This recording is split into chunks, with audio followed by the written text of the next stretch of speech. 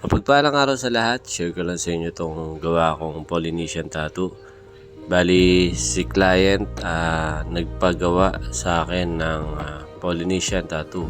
Pero bago pa to, sinabi ko sa kanya na pag gumagawa ako ng Polynesian, mas maganda kung sarili naming design.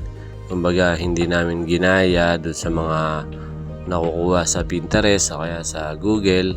Mas maganda kasi kung sariling design natin, yung wala tayong ginaya na mga nakatatunan na design, kasi syempre maraming gumagawa ng ganitong pyesa, tapos yung iba nagkakapare-pareho na.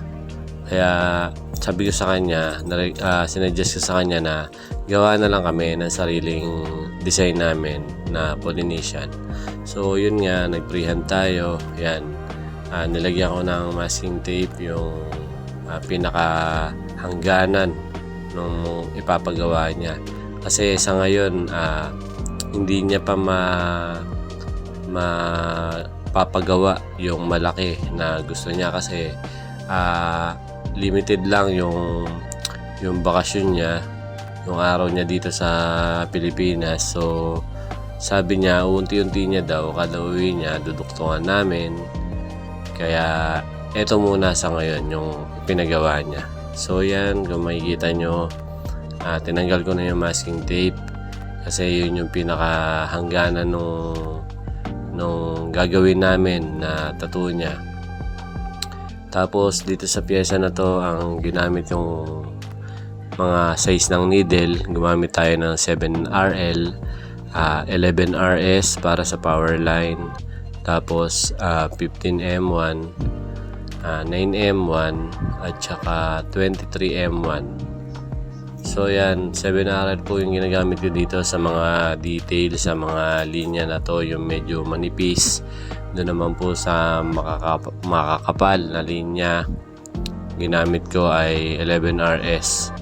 Bali, ang technique ko naman doon sa power line, di bali medyo mataas yung bolts, tapos medyo mabagal yung hagod para pasok na pasok po yung ink sa loob. Kasi minsan pagka makapal na size yung gamit mo pang line, lalo na hindi naman siya liner, kasi RS po yung ginamit ko sa power line. So ibig sabihin ng RS, round shader. So kailangan doon medyo mabagal yung hagod na medyo mataas yung bolts ng machine para maganda yung pasok ng tinta sa loob ng balat na nililinyahan natin ng power line. So ito, ang gamit ko dito 7RL. Ito, kahit kung ano yung normal na paglilinya mo, yun po yung gawin mo. Ano yung bolts na kinasanayan mo sa paglilinya ng normal na needle, yun po yung gawin nyo. So dito gumamit tayo ng 23M1 kasi medyo malapad na yung space na sinishade natin, kaya gumamit tayo dun ng mas malaking size. So dito, kung mapapansin nyo, iba-iba yung brand ng needle na gamit natin, kasi naubusan na tayo ng ng mga needle na nanggagaling pa sa sponsor natin, na manggagaling pa sa ibang bansa. So nag-request na rin ako ng mga sizes na kailangan kong gamitin, mga talagang mas madalas kong magamit. Nag-request na tayo para maipadala na rin nila sa atin.